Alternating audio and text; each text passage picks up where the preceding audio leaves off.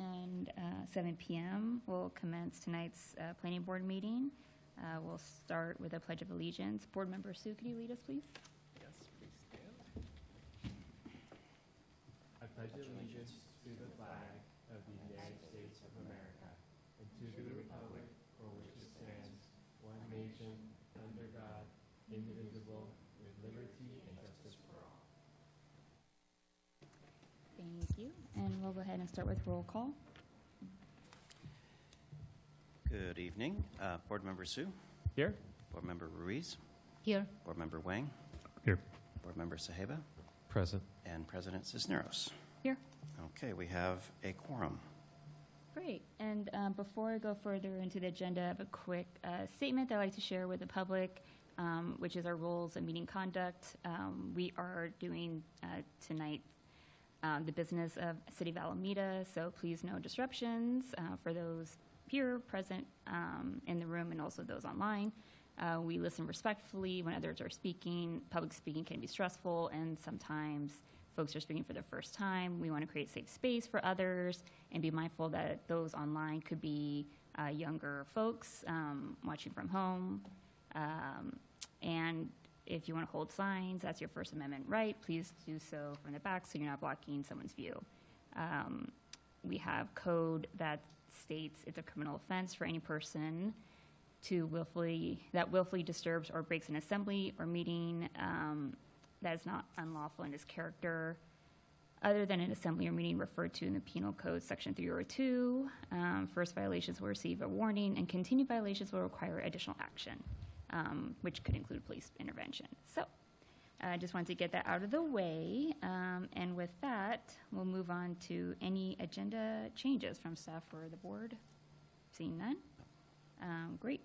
And the next item is non-agenda public comment. Anyone can speak on an item that's not on tonight's agenda for 3 minutes. Do we have any speakers?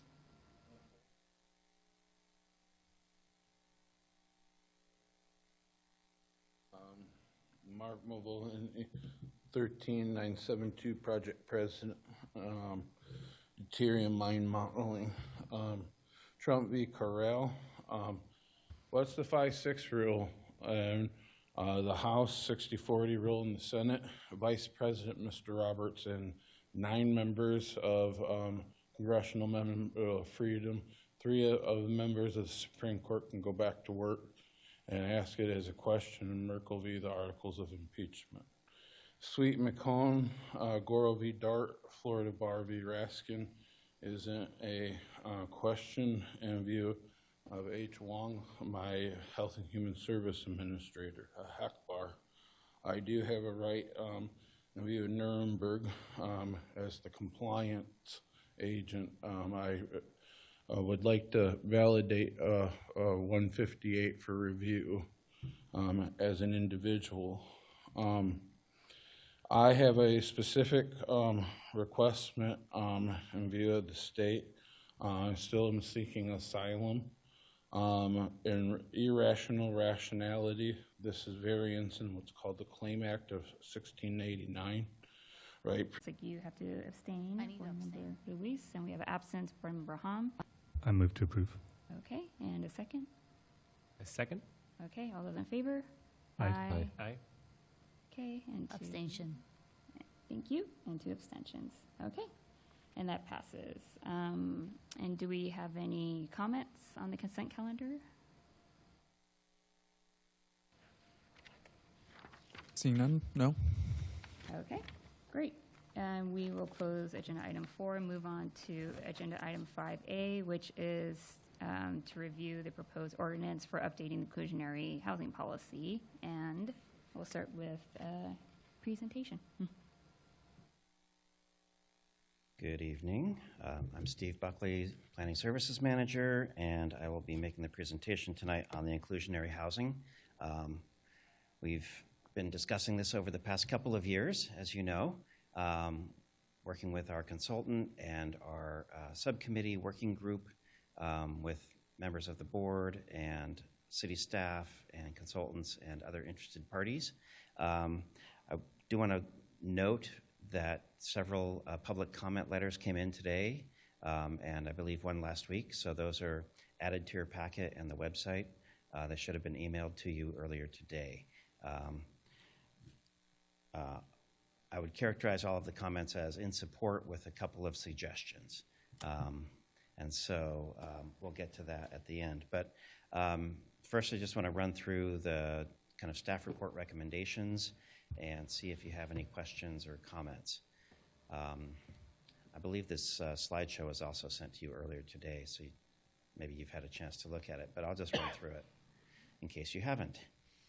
So we're really trying to address several things that are kind of in context of inclusionary housing in the Bay Area and California. And so first off, our housing element did a lot of analysis and covered a lot of issues, and some of that was around inclusionary housing as one of our main strategies for addressing our regional housing needs assessment. And so along with a lot of rezonings and permit streamlining and objective design standards and other things that we've been working on, the housing element also identified the inclusionary ratios as a key component to try to adjust what we're requiring of market rate developers to include in their projects as affordable housing components.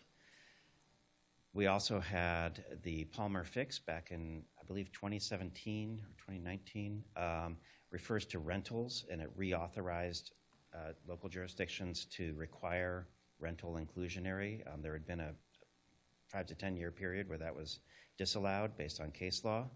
The Palmer case, and this was the Palmer Fix, to sort of re-legislate the ability to include affordable housing in market rate development. But it also says, in good practice, you should have alternatives to not just units, but you could also include fees or land dedication or off-site projects or acquisition and rehab. And that's a pretty typical laundry list of approaches to developing or preserving affordable housing. And so that's also in our housing element. We have committed to doing all of these things as a sort of all of the above approach to meeting our housing needs. But if you get too ambitious, you might have to do a feasibility study to show that what you're doing is not going to be an impediment to housing. And so our consultant earlier did a version of that and looked at sort of what development feasibility is these days, and very few projects are really penciling. So it's a little bit of a bad time to be looking at feasibility. There are probably some things we could do, like just not require anything.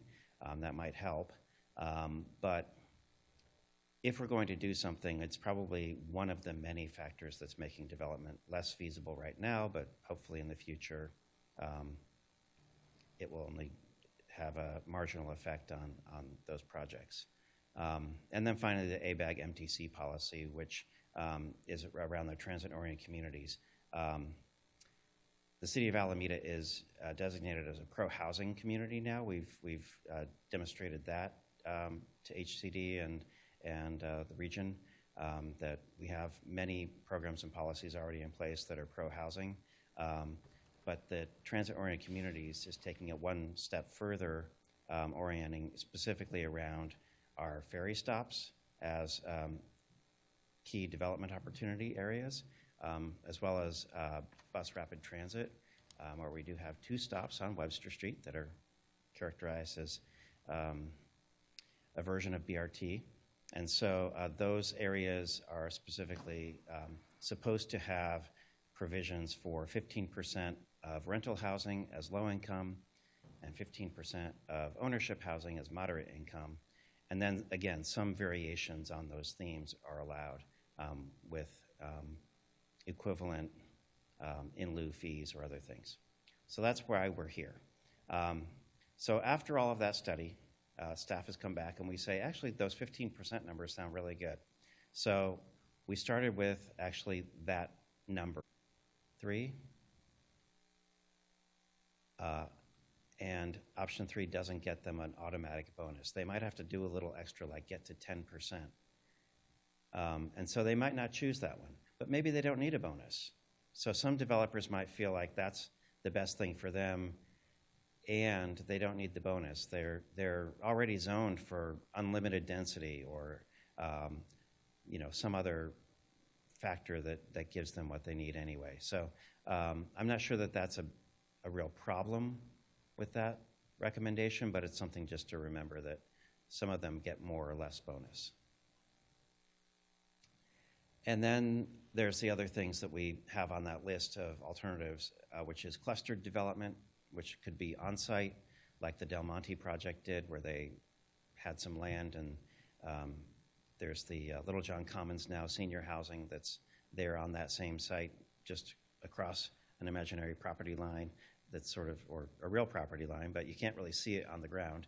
And then also off-site projects that might be further away. But if it's going to be further away, we want criteria, and those criteria would be, it needs to be in a high resource area, it needs to be adequate to develop enough units, it needs to be competitive for other kinds of funding, and those sorts of things. And that would be only if the planning board approved it.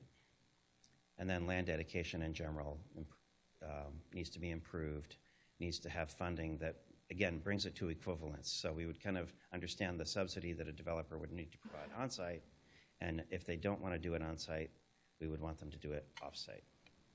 And then for in lieu fees, we haven't completed the Nexus study that's required for impact fees, and so at this point, the sort of most conservative approach is to hold off on setting that fee, but the ordinance would include a provision that authorizes a fee in the future that would be set by resolution.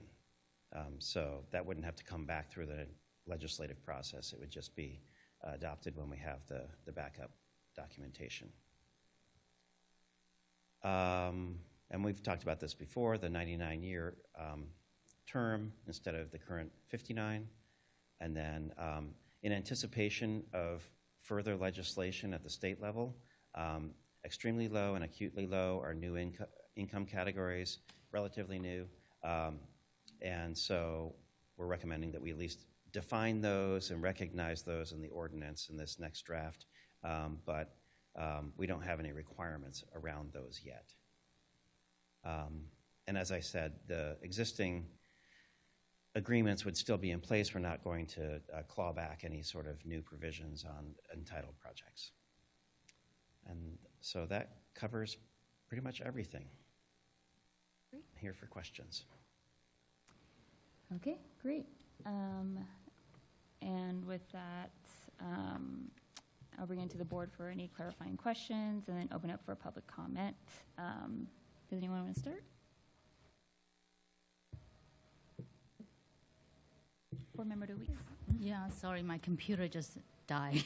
Oh, So I'm looking at a blank screen right now. But would you mind going back to page 5 of your presentation? At least that's where I remember it was. No, I got a blank screen.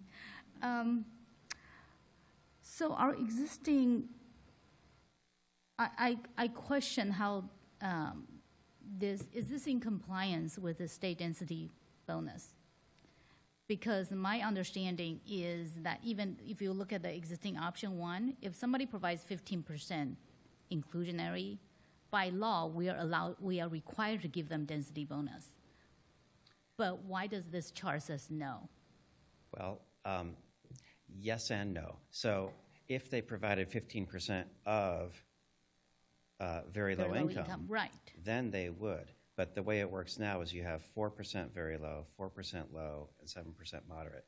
None of those get you to a density bonus. You would and so what Right. developers do is they say, well, okay, you require 4, I'll do 5. Okay. That'll get me a bonus, and then I'll still have to do the 4 and 7. And so it's just a little extra, just 1% extra. Okay, got it. Thank you. And I need to open up my other. Okay, my other questions is, let's see if this works. In the proposed new ordinance, under section 30-16.6 alternatives, you list, there's a list of alternatives there. My question is, to meet that requirement, is it one of this list or all of it? All of them would be available to everyone. I understand, but in order to get the incentives, hang on, let me see, page.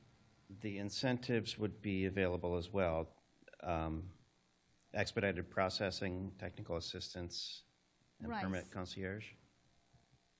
Right, so, okay, say, it says, I'm reading it, looking at the redacted section. Inclusion, under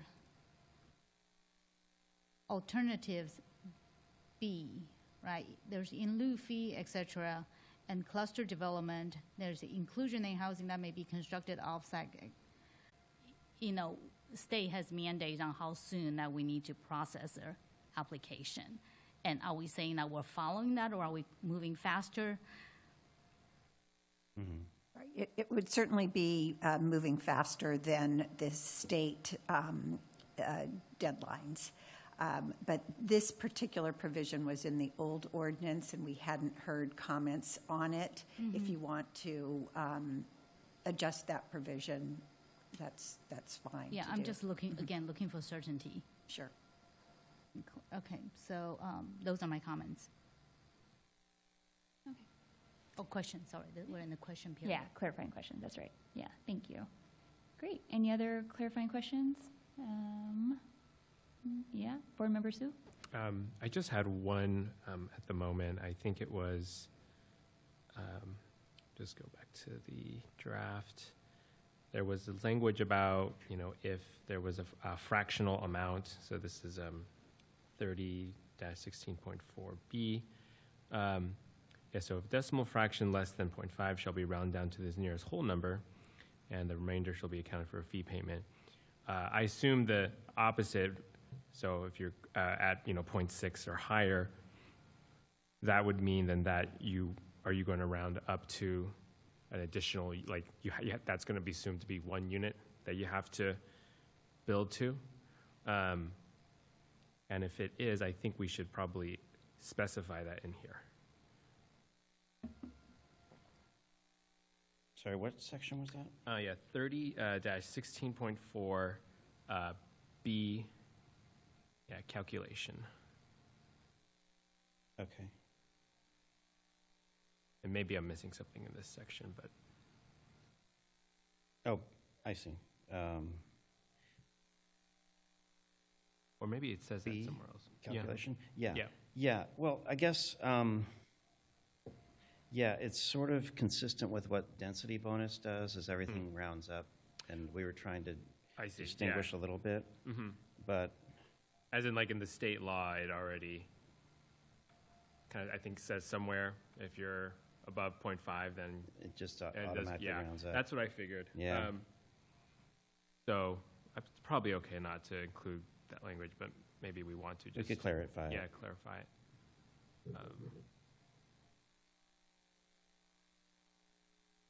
Yeah, that's all I have for now. Thanks. Thank you. Any questions here on this side? Yes, Board Member Wang? Well, first, thanks for the presentation and all the work on this. Heard a comment from a couple people who are excited to see this come through, so it's good to be here tonight. First question is on this point, actually, that we have on the screen here, that the developer can choose among options 2, 3, and 4 for new projects, and you're saying option 1 is for existing approved projects only. I'm kind of wondering how that works in practice, because if you look at the draft of the ordinance, it puts all of those options on equal footing, I think. So in the text of the ordinance, it reads as if option 1 should be available for any new projects, same as 2, 3, and 4.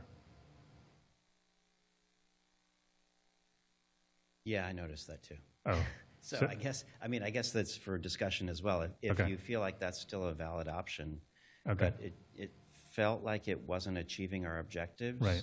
So, yes, we could clarify that. Okay, so we have an opportunity maybe to tweak that in our discussion then. Yeah.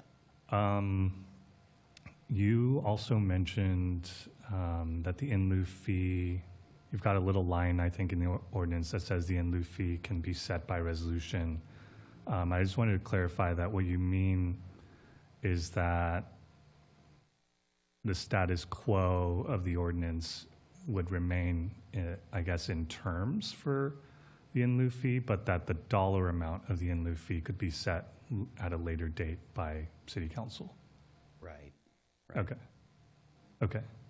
So in other words, that if this were to just be adjusted with a quick resolution by city council at a later date, that would not be addressing some of what we've talked about, which was an expansion of the in lieu fee to larger projects. Right, right. The framework is in the ordinance, which would also allow fractional units or larger projects or other combinations of fees and land. Yeah, that would all still be in the ordinance, and then what that fee is would be set later. It does allow larger projects? Yeah. Well, the ordinance, to apply the fee to a project of more than 10, we would have to go back in and amend the ordinance. And that's not in the draft amended ordinance That's as it's correct. written now? That's Okay. correct. But the fee amount would be set by that resolution, and so the fee would apply to whether a project is under or over 10 units, unless the council decided to have different tiers of fees. I think as I read the ordinance now, any fee to be set in the future would apply only to projects of 5 to 9 units. Right? It's only available to projects of 5 to 9 units. That's correct. Okay. That's correct. I'm looking at Steve because, You're right. okay. Yeah. Was that the intent? It sounded like maybe you were surprised by that. I guess it's been through so many edits, I can't keep track. I think, yeah, I guess this was the safer route because we only have the one fee right now, $28,000 per unit for those 5 to 9 unit projects. And that's probably not the fee that we would charge for other projects Okay, because we want to do it per square foot. okay. So I guess my thinking was, I guess we could put a placeholder in here and say, if and when a per square foot fee is adopted, it would apply to larger projects. But I mean, we're not even yeah, close I to think we doing can, that. yeah, we can come to that in discussion maybe. Yeah. So I have a few more questions. One question that's, I guess, maybe a little bit thematically related to this option one that's kind of on its way out. When we went through a couple cycles of study sessions, we did talk about wanting to address the moderate units that are in existing developments that, I mean, I'm assuming they're still vacant. I don't know if they are or not. I know this came up at City Council too. So I'm just wondering if there's been any progress considering a kind of fixed package for existing developments. There's one project, and the developer wrote a letter to you saying that they would opt for the 8% on this table for their final phase. Uh-huh. And that's one way that it could help. We have entitled projects at Alameda Point, they have different requirements. So this doesn't apply at Alameda Okay. Point. But we have the Alameda Marina still has a final phase. And there are still buildings at the Pennzoil TrueMark site that are still pending development building permits. I suppose they could opt into this instead for their final phases. I guess my point, though, is for the, I forget the name of the prior development.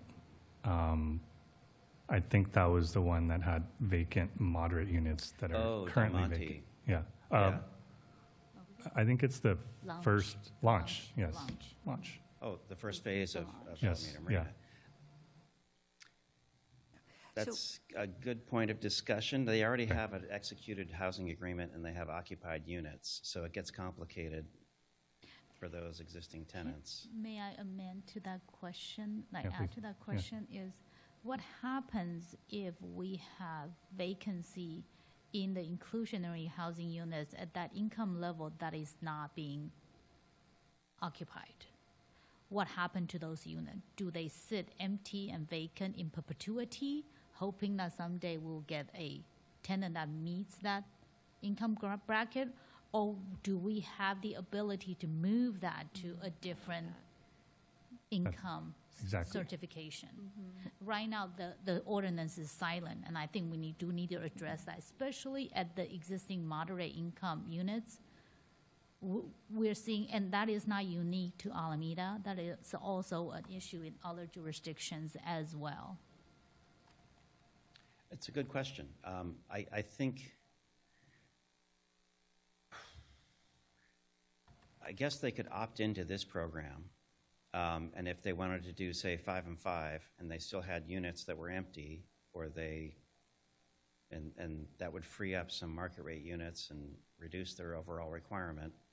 I guess we were thinking they could opt into this program, but they have an executed agreement, so they'd have to also come back through the development agreement or the housing department and a bunch of other approvals to get there, because this ordinance doesn't Yeah, change those recorded agreements. exactly. I wouldn't see an ordinance that we pass now as applicable to a project that's already occupied. And also, I don't see how a certain number of vacant units that are pegged to 7% now would be able to change to 5 and 5. Those add up to different numbers. They would need to change the 7 to some other AMI level in order for that product to actually work, which means you're not hitting any of these. But the point that I would be making is at least you're pulling rent in and you have tenants at a low income bracket occupying vacant units that have been built rather than having them be vacant. So I think it's something that needs to be studied. We certainly don't want to pass this and then leave those units vacant and possibly for perpetuity. That would not be a good policy outcome. Through the chair, I'll just add a couple of points. The issue that we were seeing at the earlier project where the market rate units weren't being leased has recently been addressed, and I think you did receive a letter from the developer stating that a lot of those vacant units have since been released, and they have found moderate tenants. But it is a good point. It could occur in the future, and I think what I would suggest and what other cities have done to address the issue of kind of just a short-term bit of a gap and not being able to find tenants is to deal with those types of things in the housing guidelines. That makes sense. And I think I missed the part about the moderate units being absorbed, so apologies for that. I do think, to the extent that we have more of those in the community that are sitting vacant, it is something to be very proactive on. I don't think anybody wants that condition to persist. And as Board Member Ruiz said, it's a known problem throughout the Bay Area. Saw an interesting point raised by one of the letters that we received about consistency between the inclusionary ordinance as drafted with existing state density bonus law. Is this slide addressing that issue? And I'll just state while we're talking about it that the point was a piece of language that says in state law that affordable rent for lower income is defined as 30% of 60% of median income, whereas ours is 30% of 80%.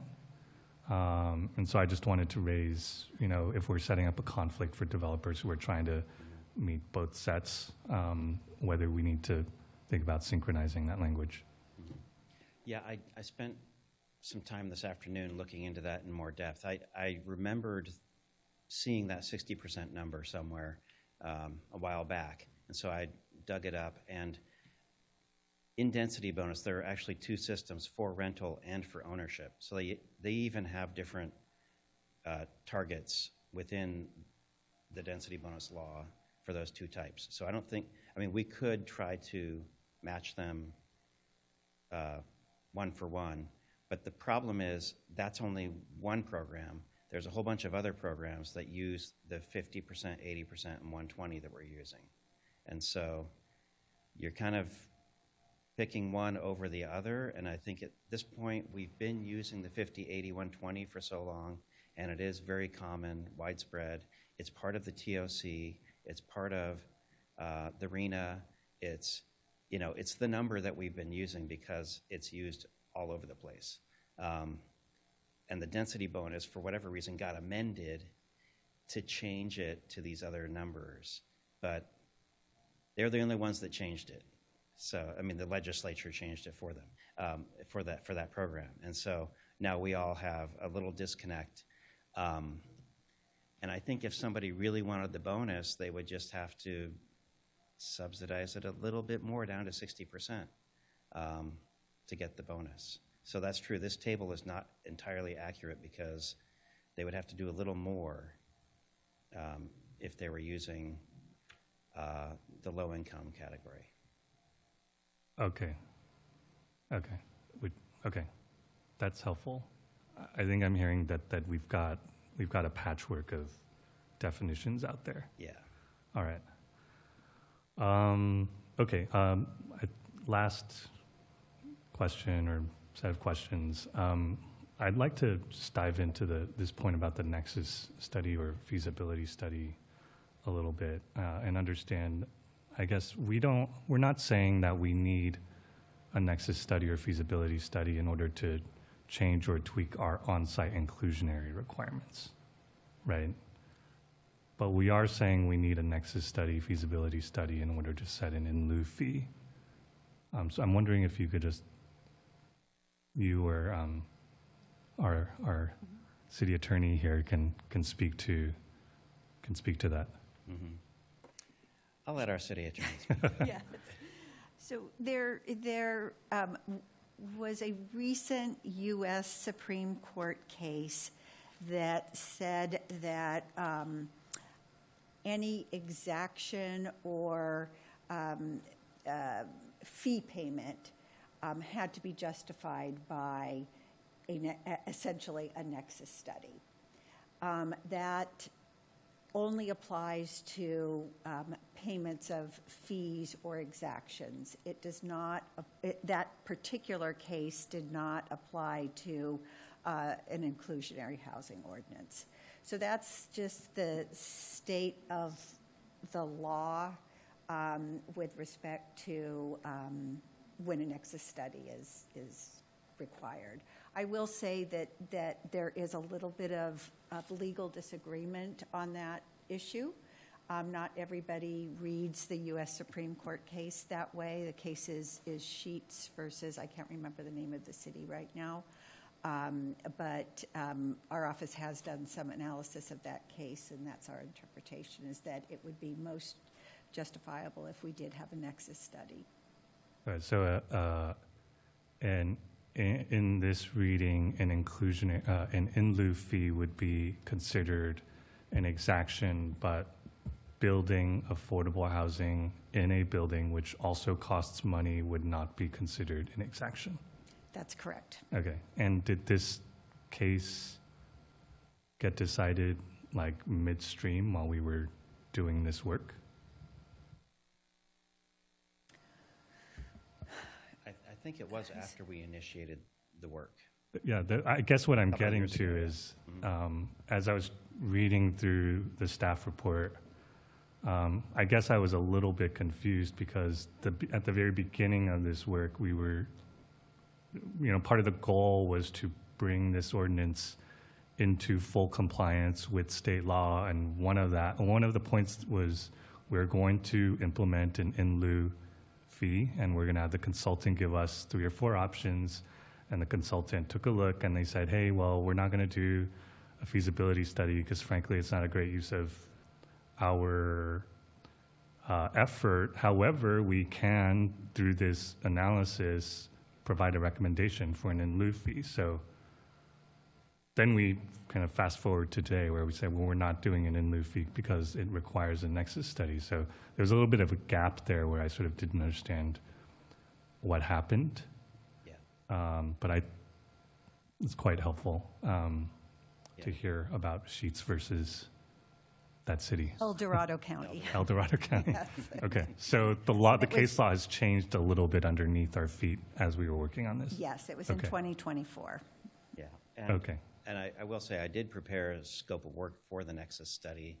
Of course, it also means we have to come up with $100,000 and, 6 months to a year. So we've sort of put that on the back burner during these budget times. I mean, okay, we can talk about that more in discussion. I think that's all I had for questions. Thanks.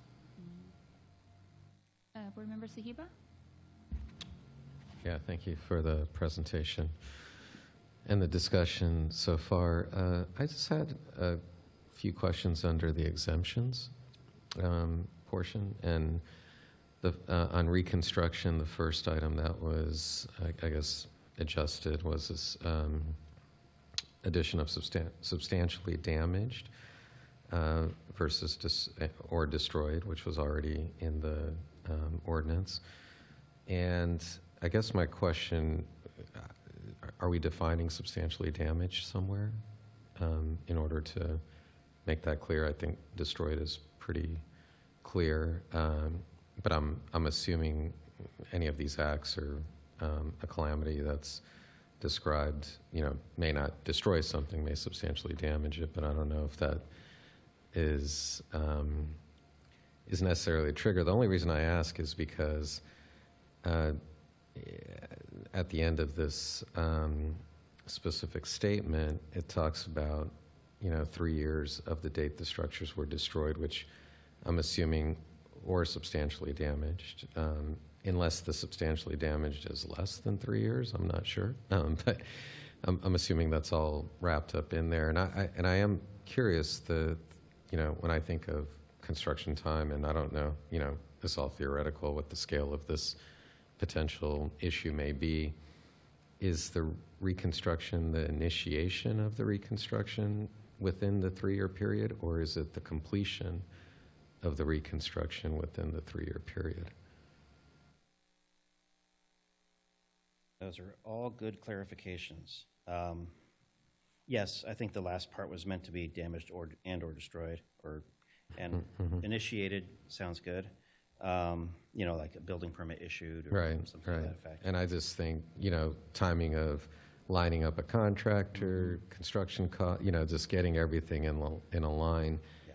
I think the clock ticking at 3 years may make it a little challenging for completion, Right. let's say. Sure. Depend on the scale, of course, just theoretical. Yeah. The substantially damaged was added. It's a term of art that I found in another code section that I felt like if it's in the building code and it's in something else, I should put it here. Okay. So I guess. I can see that can work. I mean, I don't think it's that controversial of a term. Just wanted to make sure it was followed through. And then I guess on item B, where residential developments of 4 units or less are excluded, but what's been added is total number of units shall exclude accessory dwelling units. So essentially we're saying 8 units if you have 4 ADUs on top of the 4 units. I mean, it could be. And I understand why that's added, because then it doesn't, I guess it cleans up the math issue. So I think I get why that was added.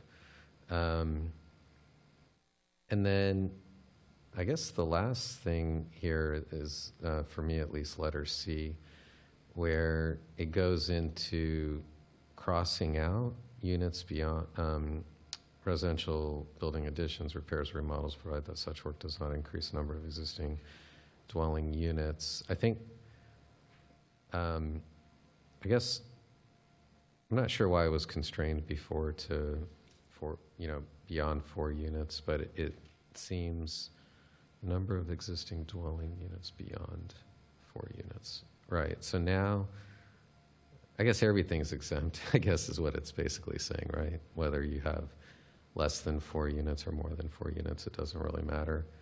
You're going to be exempt. As long as you don't increase the number of I guess this was saying if you had like 10 units and you wanted to add 4 more units, that's okay. But this doesn't address ADUs, right? Are ADUs excluded in this letter C? That's where I was unclear. Percent VLI is like a $16,000 a month subsidy for this particular project. How do we sort of amortize that, or whatever, monetize that for the other project and figure out the equivalence? Yeah. So it would take some thinking. Yeah, the intent here is to kind of bake in a level of kind of staff level discretion before it comes, I guess, before it gets to approval, that, hey, we think the dollar amount or the equivalency is this, and here's why. Everyone thinks it's a good idea, in the end.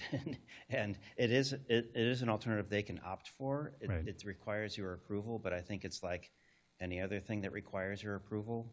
You have to be sort of reasonable and rational. Yeah. So I don't think it's an option that would be taken off the table, Right. unreasonably. Right. And this option is available to projects that are 10 units or larger. It's not restricted to 5 to 9 units. The clustered. I hope so. Right. I think so. It would only work for a large project. I think so. But Yes. yeah, that makes sense. Yes.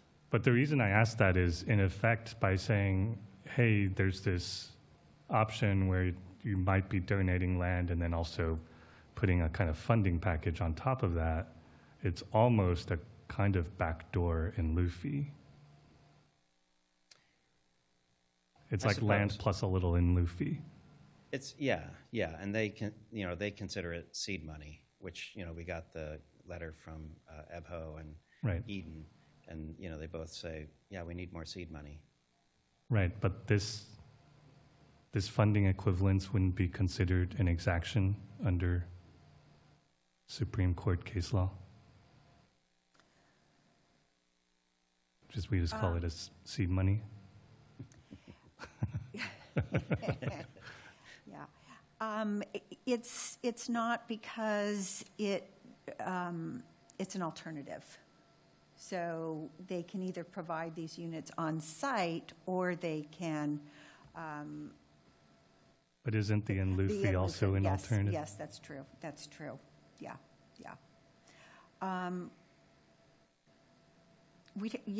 We should probably take a look at that. So I can't answer that question right now. Okay. No. Okay.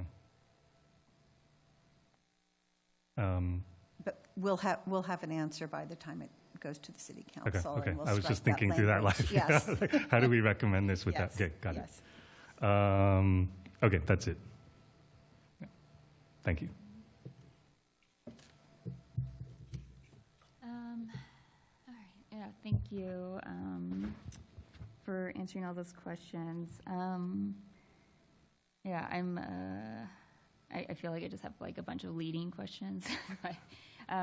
So going back to the in lieu fee, we need a nexus study in order to apply it as part of our inclusionary zoning mandate.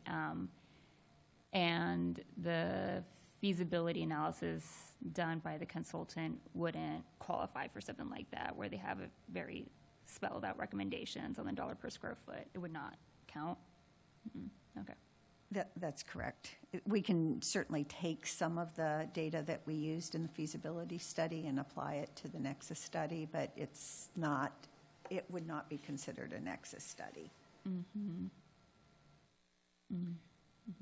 Yeah, I would clarify, they didn't use the traditional methodology of the Nexus study looking at sort of the induced demand for affordable housing based on new residents moving to town with disposable income, and they need a housekeeper and they want to go to the restaurant, and that generates jobs, which generates a housing demand. And that's a really sort of completely different methodology than our consultant used, but it is the typical approach. Okay. And just to clarify, on the table, though, is passing an update to an inclusionary zoning policy, but hope, like in a year or less, update it to include an in-lieu fee component. Is that like potentially part of what's on the table? Well, the future in lieu fee, yes. We're leaving that open. Okay. Great. Thank you. And I think the reason why we're hesitating on that issue is that when the council heard the discussion of the in lieu fee, there certainly was not a consensus that an in lieu fee would be a good policy approach, unlike the planning board, where I think there was a consensus around the in lieu fee. And so that's the uncertainty at this point, I think, see. that we're expressing. That's helpful. That's helpful context. And maybe we could talk a little bit about that during the commentary and recommendations. Okay. And then you started getting that, Mr. Buckley, where we have, I don't know if you could put up the chart with the rental inclusionary options, the 4 options. Page 5. Thank you. Page 5. Where we don't necessarily have to stay with the proposed numbers, and the reason why right here, want to look at this is because particularly for option 3, the 10%, I'm looking at the notes from the consultant, and they said how this 5 and 5 split is 37% higher than, in terms of compliance costs, than the current requirements, being the 4, 4, and 7, because of the cost of providing the VLI is so great, versus what they proposed and recommended, which is the 4 and 6, which would have a compliance cost that's only 5% higher than our current existing. So I asked that question, and we could get into a discussion, but I do wonder, how do we come to 5 and 5 versus the 4 and 6 with the 10%? Like, why, is there a reasoning behind that? Right.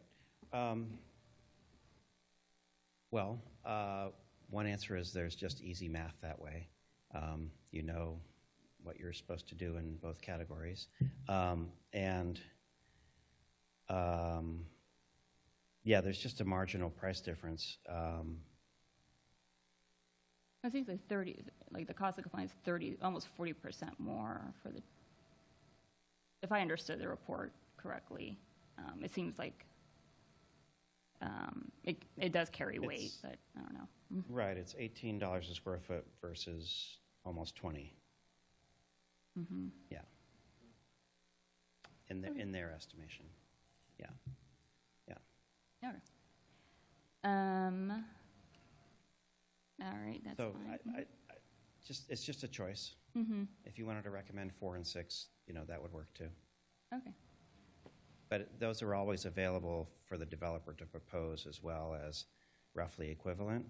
And, there's only, it's 4 and 6, it wouldn't be 4.5 and 3.5 or something like that. I mean, I think we're looking for round numbers.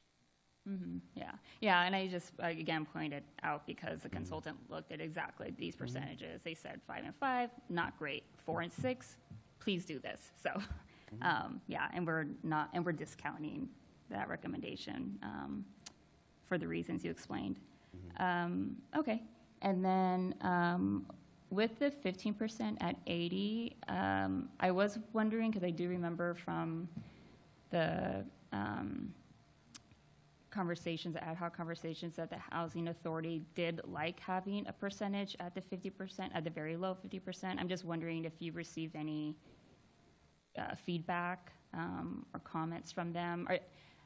And I think part of why I'm asking these questions is, are there any concerns of developers going for more of option 2 versus the other, versus option 3 or option 4? If I could go back to your prior question as Sure. well. Sorry. So then the other number that I do have is actually the 15% low is also about $20. So when I was looking at the mix and match, I was kind of like, well, if that's almost $20, and the 5 and 5 is about $20, and then the 8 ends up being about $20, then those were equivalent internally as opposed to trying to compare them to what we require currently. So that was the other part of my thought process now that I look at the numbers again. But to your question, the housing staff is supportive of this proposal. And because in particular we have one developer who's already said that they will do the 8% very low, that assuaged their concern that no one will do 8% low or very low. Okay, yeah. And the Housing Authority staff, Yes. right? Yeah, got it. Okay. Okay, that's great to hear. Thank you. And then a similar question, if you don't mind going to the ownership slide. Revisiting the consultant's report, they recommended 20% at 120% AMI, and just that they also looked at 18% at 120% MI. How do we come to these percentages and breakdown? It sounds like to align with the TOC policy, but I was just curious, why not consider the 20%? My reading of the report is they had a recommendation of 5% at 80% and 10% and 110%. We're looking at different. So I guess what we were thinking is the We're talking about street level advisors report, right? Okay, that's, yeah, I don't know. page 27 of their report. Page, I think, yeah, 10 and 5. And page then 24, required 20% inclusionary for ownership. Is ownership on site? Oh, Maybe we're looking at two different versions. maybe then. 2 different versions. I'm looking at the August report. Oh, that's why. Okay, thank you. I'm looking at May. Oh, Okay, well, thank you. yeah. So I think, again, this was kind of tuned to, I think what they were doing originally was trying to match our current requirement, which is a very heavy requirement. And so if we wanted to match it, we could go to 20%. And that would be no worse than what we're currently requiring. But we were actually ratcheting it back a little bit because it felt uneven between rental and ownership. That ownership was getting dinged heavier. And because the TLC policy says you only need 15% moderate, that seemed like a good compromise. Like it's a little less, so we might get more ownership housing built, and it still meets the policy objectives. Okay. And then, sorry, can you repeat again what the consultant said? You said They had 15. They had 5% at low and 10% at moderate. Okay, thank you.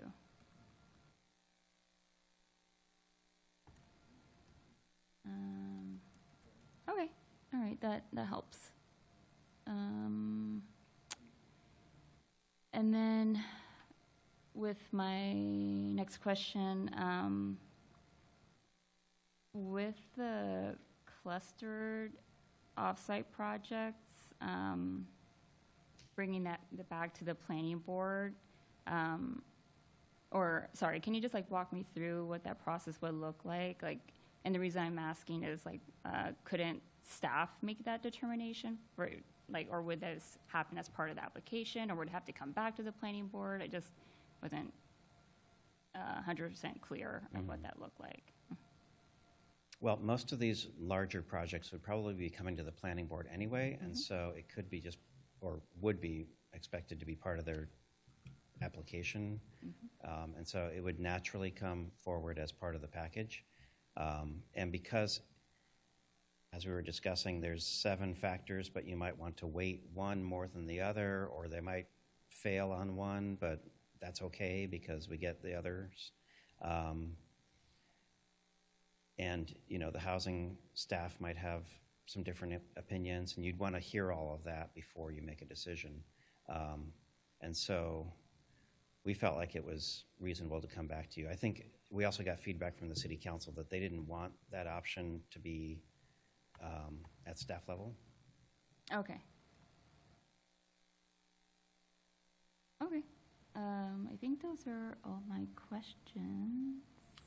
Yeah, Just board member two- Sue. Just two, on the same vein of the, I think the, types of inclusionary units that having to go to planning board, was that also feedback from the city council that should be something that at least the planning board considers? I was thinking maybe that could be like a zoning administrator requirement, just to avoid having, I think obviously that's still, I think our ZAs are public meetings, right? Yeah. But that was just a thought I had, but maybe city council also gave the same input on that one. Types of inclusionary units, meaning?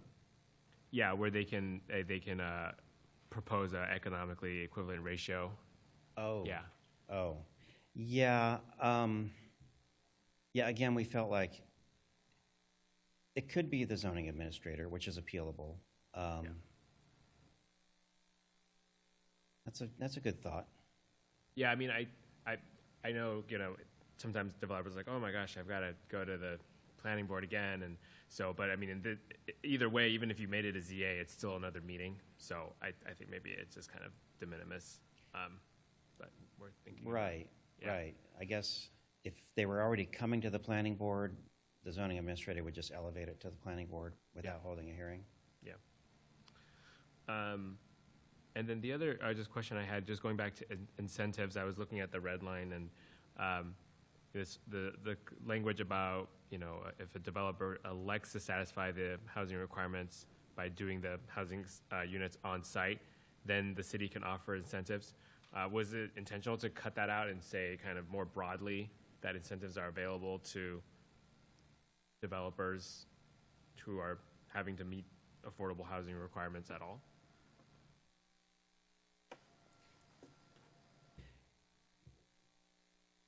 Yeah, I think this is along the lines of let's do everything we can to get housing built. Yeah. Yeah. Okay. That's helpful. All right. Any other clarifying questions? If not, I think that's it. Thank you. Okay. We'll open it up for public comment.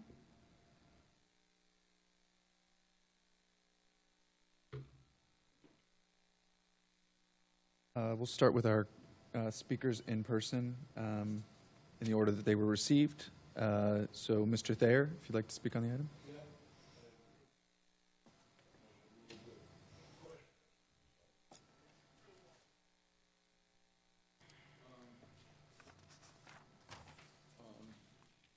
The housing difference. I really do have a little bit, it's called J.W. Hampton, of the United States. That would be the New York River Basin. In view of how that was modeled under Title 19, Executive Order 14271 shows a question. What you guys just, my own comments by Mr. Buckley and lightly communicating. Dalton v. Spectre, jurisdiction to address and kill. 1094.5 administrative mandamus, permission to consolidate contempt tau photon. And Hensley, sell your sister is a Henke tolling agreement, A18032C209A. Chicago Title v. the SEC. This was made as available as a Supreme Court case, Arkansas v. Arizona, or Arkansas v. Oregon. I have a little bit of a question in TWK Incorporated v. the United States based on Hensley via NRDC and Michigan v. the EPA.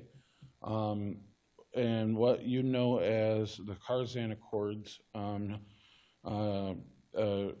Trump v. Hawaii, I believe based on your housing model to commercial lending and tri-regional analysis, based on public works, that we have an issue. Lanier v. the U.S. is what it is referred to as.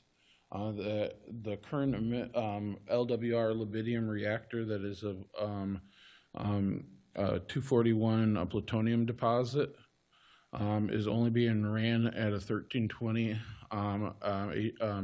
TWZ or tetrawatt. It should have been a 1720 based on commercial lending, how that's wondered in East Bay municipality, tied to housing bond abatements. I have issues in Valdez Title v. the United States, Tennessee Valley v. the United States, Michigan v. the EPA, Voices of the Wetland v. the Water Resource Board, Sonoma Power v. the U.S., Payne v. Tennessee, Hadley v. the U.S., James Huntsman v. the United States, and Lopez v. Smith. I ask that in view of irrational, rational, exuberant, Skiller v. the United States be a quantified view and was done with Officer Jeffrey White. In view of the state, I have a question if, and Trump v. the Water Resource Board, that is Tijuana v. Canada, a question to the IJC Board based on procedures of redactment in view of asylum. Thank you. Thank Biological terrorism. And our next speaker, Thushman. I'm terribly sorry if I got that wrong. My chicken scratch was probably not readable. Hi there. I'm Tushon Amaris Aradena, and I just want to thank you for looking deeply on this issue of inclusionary housing and the multivariable calculus that has to be applied to make things work. And I sent a letter earlier today, and I just want to reiterate a number of points, specifically that we're in a situation where we're seeing the numbers that we're trying to achieve not coming to fruition. I think you all know that last year we only permitted 65 units out of the 53 that we wanted. And I think that gap should alarm all of us. And in this kind of economy where we have private capital driving most of our housing, we need to figure out ways that can enable that. And as we all know, the cost of construction is just dramatically increasing every year. And so if we don't make these numbers work, we don't get housing, period. And that's what I'm really concerned about here. And it's a positive signal that we see that. I was reading some of the letters from the November meeting where some of the developers were pretty clearly saying they couldn't pencil it to now. In one of them, they can move forward with the project. And so I think that's just a signal that this new policy is heading in the right direction, that we're enabling a shovel-ready project. The Alameda Marina project is actually in my neighborhood, and we go down there all the time with me and my daughters. The bikes infrastructure is great. The waterfront infrastructure is great. My only complaint is where's the brewery on that? And ultimately, enabling something like the Foundry is just going to be such a benefit. And more specifically, I say it enriches our community because I've already seen what happens when we add neighbors.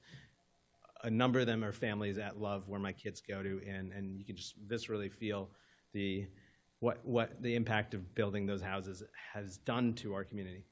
So just to rewind a bit, the notion of doing these revisiting is so critical, and I thank you for the time you're doing, staff as well as this board.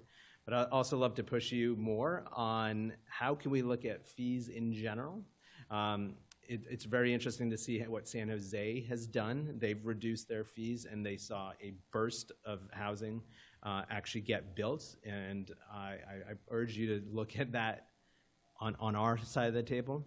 Likewise, when we charge those fees, if we're doing it on the front end, what if we moved it to the back end when there's actual dollars in the door once we're actually selling these? So please use your seat as a moment of direction of like how we can really light a fire on getting housing built. Thank you. Thank you.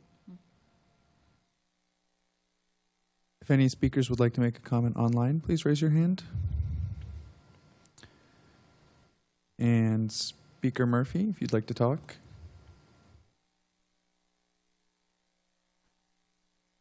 Good evening, Planning Board members. Sean Murphy, Pacific Development, Alameda Marina, speaking tonight in support of the proposed inclusionary housing ordinance. Alameda is currently facing a critical housing shortage, and it's imperative that we implement proactive measures to facilitate the continued development of diverse housing types all across the island.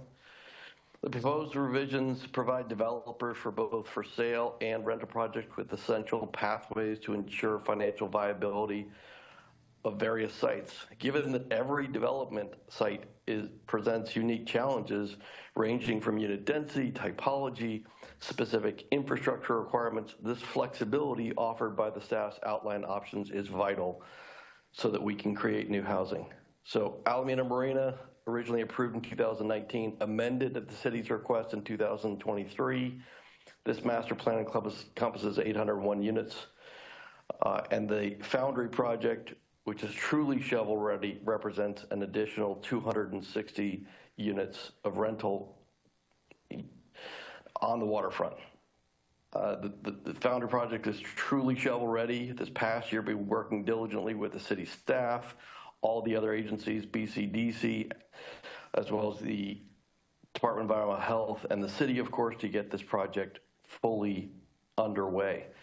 Utilizing the options that staff has outlined and upon the approval by the planning board and subsequent city council, we're prepared to commence construction, and that is essential for the island.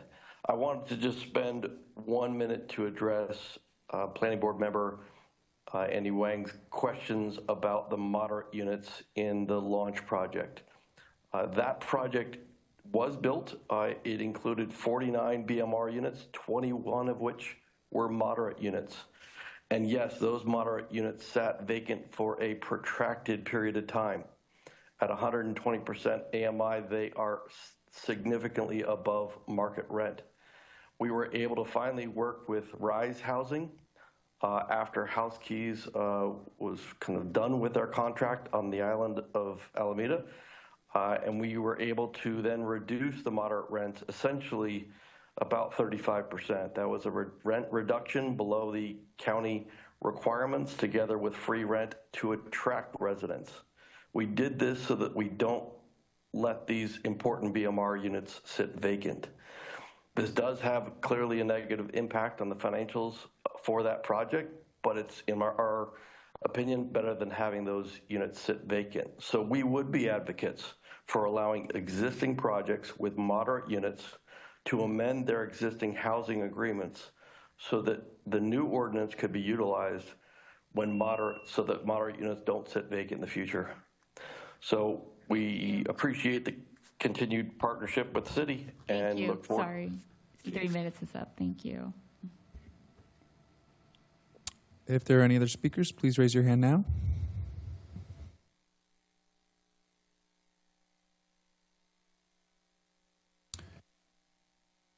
Seeing none. Okay, Great, and we'll go ahead and close public comment and bring it back to the board for deliberations and starting to formulate our recommendations to the city council, it sounds like. Yes, please. Anyone wants to start? No? I think we're still thinking. There you go. Oh, yeah, Board Member Wang. Thank you. Again, I do want to thank staff for the very long road on this.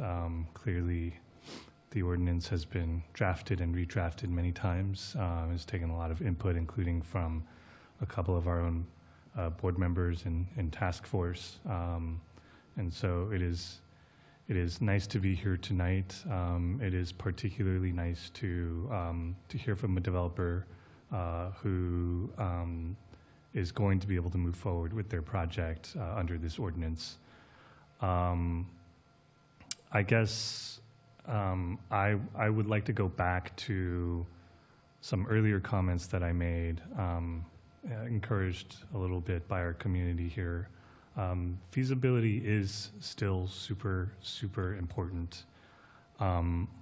We, as hard as staff has worked on the housing element and on the various development plans that come before us here, and on our ordinance, and as much as our board here deliberates and city council deliberates on a lot of these policies, it is, in my perspective, it's not okay to then let all of it go to waste and throw up our hands and say, well, we can't control construction costs, so if projects aren't penciling, they're just not penciling.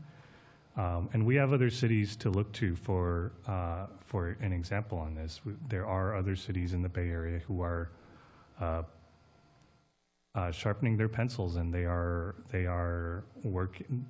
at the table. They are looking to see how many other developments they can get back moving. I think it is. When we talk about building housing for hundreds, thousands of units within a given period, it might, it kind of helps to imagine where would those families be living if those units don't get built. There are a lot of cities that are facing this problem, and we can only really tackle them if we are trying to do everything we can within our sphere of influence to move those units. And if every city in the Bay Area were to say, well, we just can't, then we're going to be stuck in this, and we're going to be exacerbating the housing crisis that we already have and just making it more acute with every year that goes by. So it is my opinion that we need to be doing more. So that's feasibility. We've talked about feasibility a lot. I think for the purposes of pushing this ordinance forward, I sort of have an understanding that we kind of put feasibility to the side for a little bit, but I did want to just preamble with those remarks because we have not forgotten feasibility. I haven't forgotten feasibility. To go to the question that Board Member Ruiz had on the findings for cluster development, I looked at those as kind of making up a package of, within the context of a discretionary approval, that we should be looking at those kind of in their totality. And so it's not about to me, it's not about quantifying you need to meet 3 out of the 5 or 4 out of the 5. To me, it's about, on the whole, is this clustered option kind of meeting the policy goals of what we want to see in a clustered option? And I think, probably one of them can maybe, in any given circumstance be not applicable. Or we might have a project that says, hey, this project is almost ready to go, and it's a really important one. The city's worked on it a super long time, and this market rate project happened to come in to cap finance this affordable housing. So, everyone's for it, and we should be for it too. I think we should have the kind of space and the discretion to make that finding. So I would just say, I think that there's a lot of art, as much art as there is science, and I thought that I might have feedback on the way that those findings were written, but having read them again, I felt that on the whole, I thought they were well-rounded, and I kind of like the set of them, and I would just say, to answer, I think, Board Member Ruiz's question, we might want to add a little bit, if we agree as a board, we might want to add a little bit to kind of qualify, how do we think about this set of 7? Is it about how they fit together as a whole, or do we want to set a very, very defined threshold? And my vote for that would be the kind of comprehensive view in totality. I would be in favor of changing topics here to our options 1 and 4. I would be in favor of explicitly writing in language to sunset those 2 option 1s. As to the mechanism of how that would work, I'm not totally sure. But I will let you figure that out. I do think an explicit, it sounds like the launch developer was able to figure out the moderate income fix administratively, as the city attorney was suggesting. I do want to advocate that it's not clear to me, I guess, that those fixes are easily achievable or that they are available under the current program explicitly. So I would like to ask that we recommend that be fixed either at the ordinance level or at the program level. I would like to see that advanced in the next 6 months, if that's possible. So that's something that I would propose that and support. On in lieu, I had a lot of questions about in lieu, and in large part, I think having put feasibility aside as kind of a principal policy that we could pursue in the near term, I did understand that we were updating the inclusionary housing ordinance for a number of reasons that didn't have to do with feasibility, right? That they had to do with state housing law and regional grant opportunities. And so it was on the whole, it is a good ordinance, and I'm excited to support it. I was disappointed to see the in lieu fee dropped from the plan here. And I'll say that I guess the second layer of my disappointment was sort of, I spent a little bit of time puzzling over, well, why did it get dropped? Didn't quite understand that. And some of that, the discussion, I think, tonight helped illuminate that. But I think understanding, yes, one was case law, and 2 was perhaps that City Council was less supportive of in lieu. I think having that in the staff report would have helped a bit. I did spend a lot of time puzzling over this, so I probably should have just waited to ask, but I think it would have helped. I will say, I listened to the City Council discussion on this, and it was a bit lukewarm on in lieu fee, but I didn't quite hear the same. I didn't quite hear a solid policy direction not to go in lieu. But notwithstanding all of that, I have a lot of my own professional experience that kind of informs my desire to see a more expansive in lieu fee option, some of which I've talked about. To name one, market rate development and 100% affordable housing developments tend to, particularly when you're in a down market, the cranes that you see in the sky are the affordable housing developments. And so the notion that affordable housing should only occur in on-site inclusionary, basically, you know, you'd have to look at kind of the worst moments in the market and understand that, well, if we were being strict about in lieu, we probably would have a lot less affordable housing right now, in addition to having no market rate housing. And so I do think that the two letters that came in, one from EPO and one from Eden Housing, articulated a lot of really good policy reasons to support a more expansive in lieu fee option, some of which is not, you know, within the realm of my own professional experience, but I thought was super, super helpful. And I'll just name some of them here. One was that an in lieu fee supports lower income households than on-site inclusionary typically does.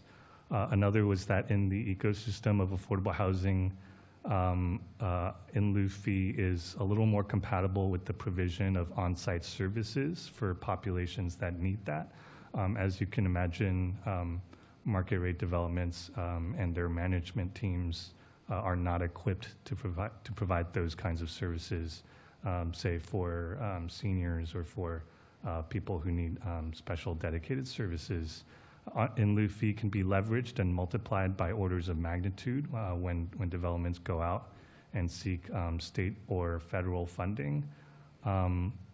One point that I thought was particularly interesting, and which I agree with, is that the in lieu fee can work particularly well in Alameda, since the state considers nearly all of the city to be high resource.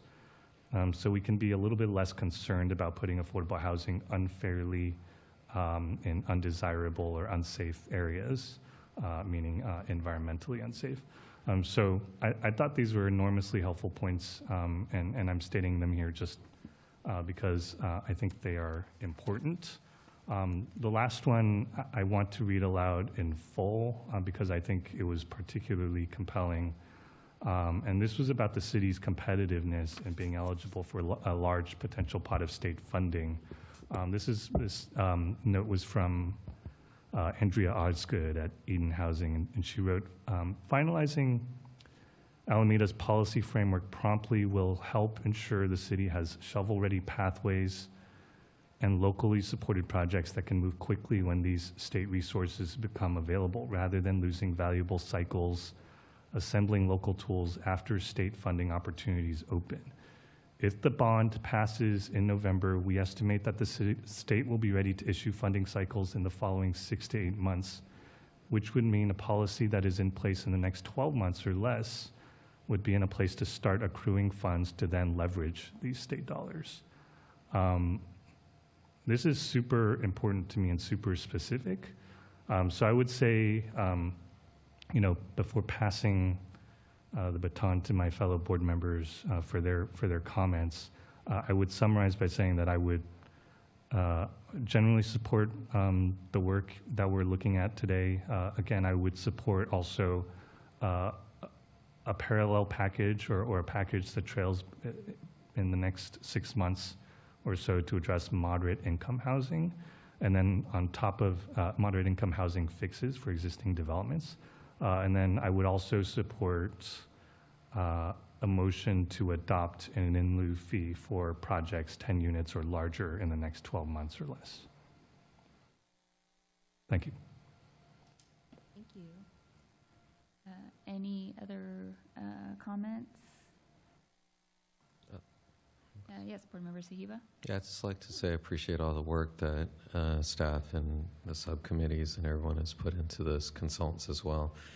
And I appreciate the public comments on this. I think it's really critical to tie this into how to really jumpstart production of housing. So thank you. Thank you. Board Member Luis? Yeah, again, thank you for taking up this Herculean effort to update an ordinance and still comply with the state density bonus law that seems to be ever changing, and all the housing laws that just keep coming down every other day. So a few comments. Let's start with the simple ones first. A suggestion. I think one of the references under definition where it says, this is just for clarity. Again, whenever I look at this ordinance, any kind of ordinance, I'm looking for clarity. And one of the references under definition where 1/12 of 30% was used in the definition several times, that's 1/12 of 30%. And yet only 30% was enumerated in parentheses. So if somebody's reading really fast, all they read is 30% rather than 1/12 of 30%. So if we're going to add numbers in there, I would recommend adding the 12th of 30% numerated in parentheses as well, so that when somebody's reading fast, they can see that, rather than just see the 30% and call it a day. So that is one recommendation in under definitions. I think it's repeated a few times, so you can catch that. Secondly, addressing Board Member Wang's comment about cluster development as an alternative. Yes, you're right. It is up to the discretion of the board. At the same time, there's still fairly recent history of, Alameda being perceived as not a housing friendly. Currently, the board understands that we have a need, and the direction is becoming a housing first municipality. However, it does leave room for being interpreted the other way. The conditions, all these conditions that are listed, can be leveraged as a way to deny an alternative rather than to accept an alternative. That's why I'm looking for certainty, saying, I'm not saying that we need to numerate, saying, okay, meet one or two or any, but just be clarified that what criteria do they have to meet every measure in this list in order for the alternative to be considered for the board to act, approval, because when we approve a project now, there are certain criteria that we need to meet, and the moment this ordinance is written is not clear to me. That's why I'm asking for clarity on that. I think, the staff can work on the language, but that's my recommendation going to the board to clarify that language and establish what that basis is. And the same thing goes for expedited. What does that mean? How many days? So those are my comments. But in general, I do support this ordinance. Thank you. Board Member Sue? Yes, just want to echo the rest of the board members in thanking staff for all the work to date and all the public comment we received. I think mostly I'd like to just echo Board Member Wang's comments overall. Obviously, this is a very tough and kind of challenging space to work in and develop, and oftentimes it feels like you're not able to move the needle in terms of encouraging more development. But I do think we're making good progress here. I definitely support having there be an in lieu fee option. Would love to see a proposal come in the next 12 months. I do think that provides a lot of flexibility for developers. Just going back to the alternatives, I definitely see both sides, and I think maybe something along the lines of it. I think we can just defer to staff, but I mean I would support even if a developer came and met just one of these, because I think all of them would be, either any of them, would be great. I think just in the context of getting more development built and just building off Board Member Wang's comment of just, the island itself in total being, full of good opportunities for housing. Also, just want to kind of reiterate too that I think we should address somehow the issue with moderate housing staying on the market, and figuring out how to address that as just a trailing item. But yeah, thank you. Yeah, and huge thanks to my fellow board members, to staff, for members of the public, for your thoughtful comments. I also really appreciated, I guess just starting with the in lieu fees. I really appreciated EBHO's and Eden Housing's written comment. I feel a little bit of like a broken record, but I do think flexibility is key when it comes to having an inclusionary policy. It's something that, being on the ad hoc committee, I pushed for with fellow board member Han, and it's something I've heard from the housing, affordable housing community over the years, where having the flexibility of options actually help with affordable housing getting delivered. So I can appreciate maybe the counter argument where it's like, oh, it's a way for the project sponsor to, you know, get out of their obligation, or leading to not having mixed income housing developments. And I think it was in the EBHO's letter where they said that what's especially valuable and helpful is having those, being in the same neighborhood and having access to those amenities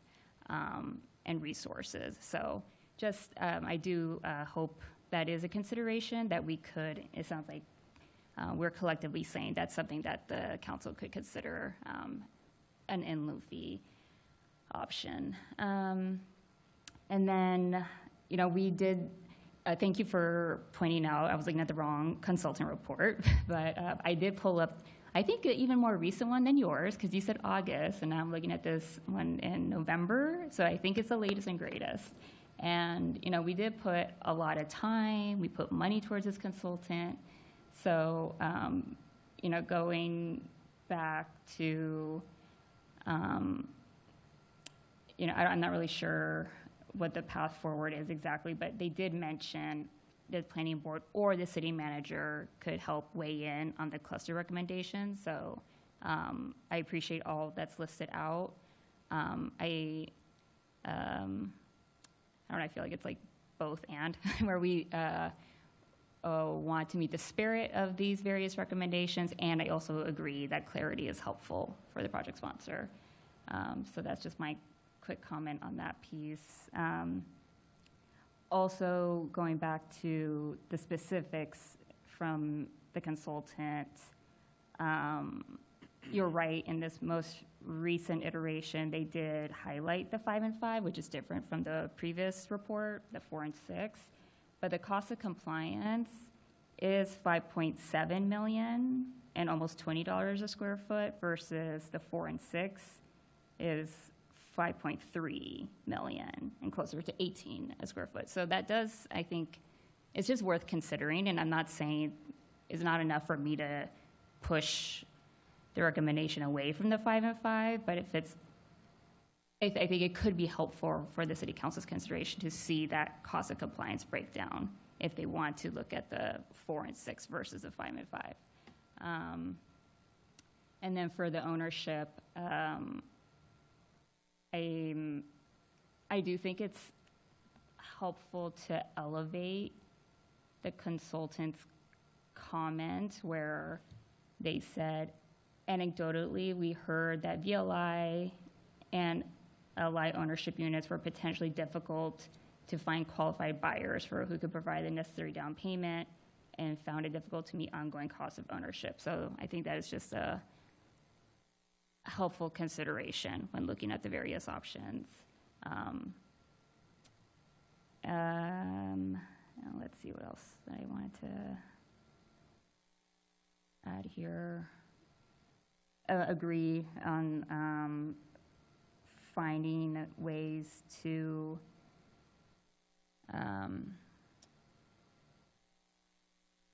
do something about the vacancy of moderate units, not leave them vacant. So finding a solution for that. Just seeing if there's anything else I want to add.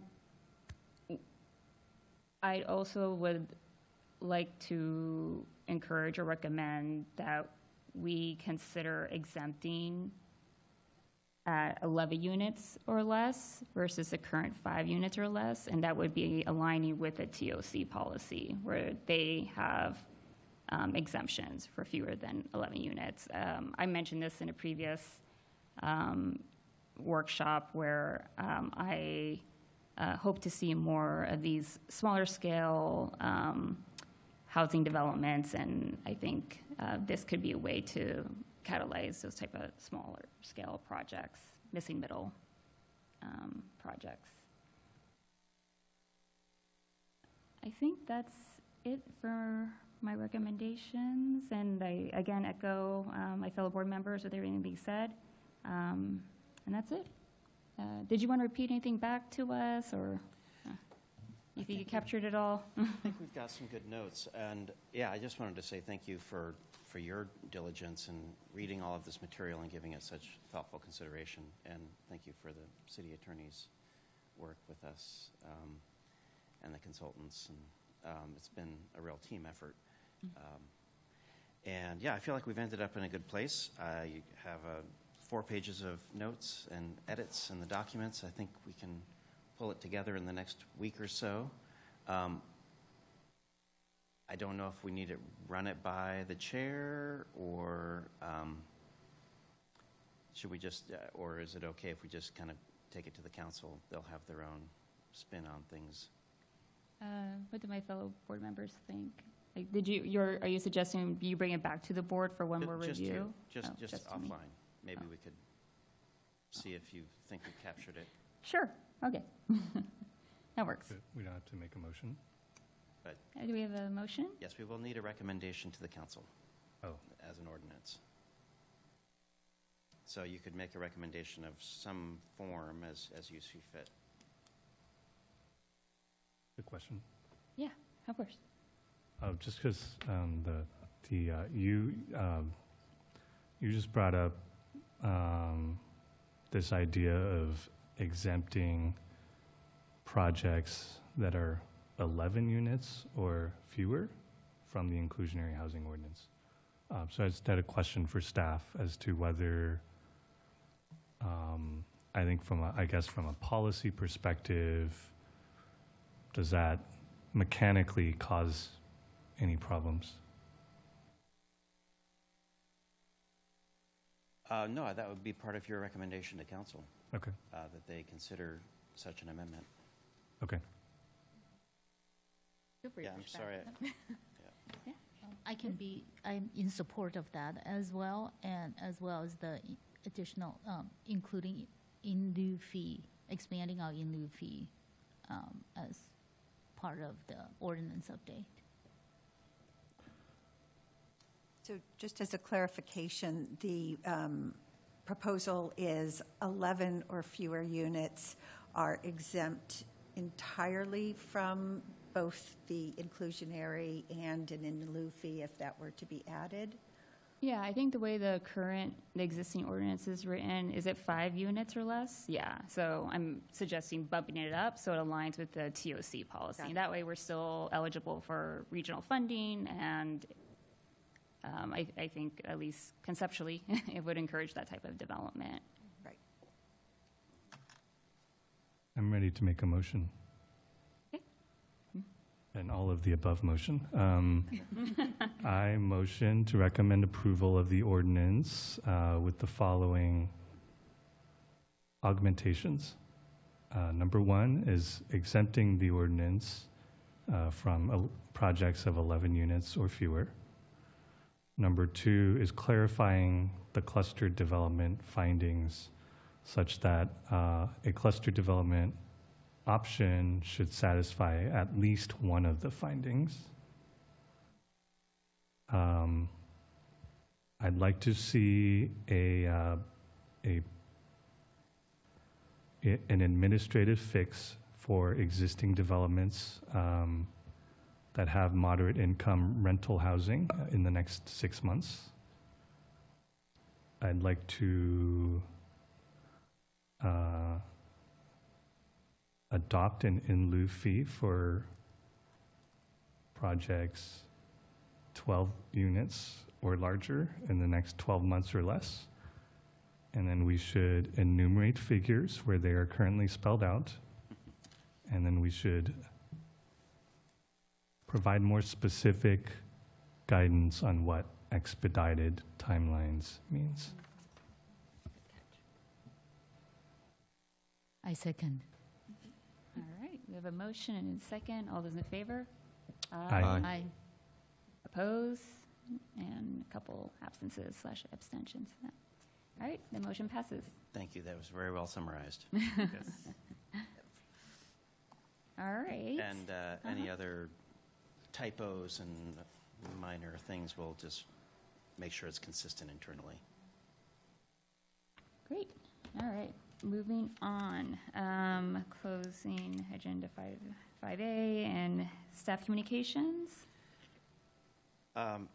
The usual update for 6A, there's a list of 4 projects in your packet that were recently acted on and at the staff level that are in their appeal period. And they're posted on our website as well. And your next meeting will be canceled for lack of agenda items, so you get a couple weeks off. Great. Thank you. Any public comment on this agenda item, item 6? I'm not seeing any public commenters. Okay. Closing the item. Board communications? Looking around. Board member Luis and I both serve on a committee for ULI, the Urban Land Institute, the San Francisco chapter, and we're having a big Housing the Bay conference. It's a big half-day summit where we bring in members of ULI to inspire them about various housing solutions. So there is probably still some on-site registration if folks are interested. Just thought I'd make that plug. All right. No public comments on that? All right. Public Moving on to non-agenda public comments. Anyone from the public could speak on an item that wasn't discussed tonight. Are we seeing any speakers? Please raise your hand now. No speakers. Okay, great. It's 8:56 and we are adjourned. Thank you.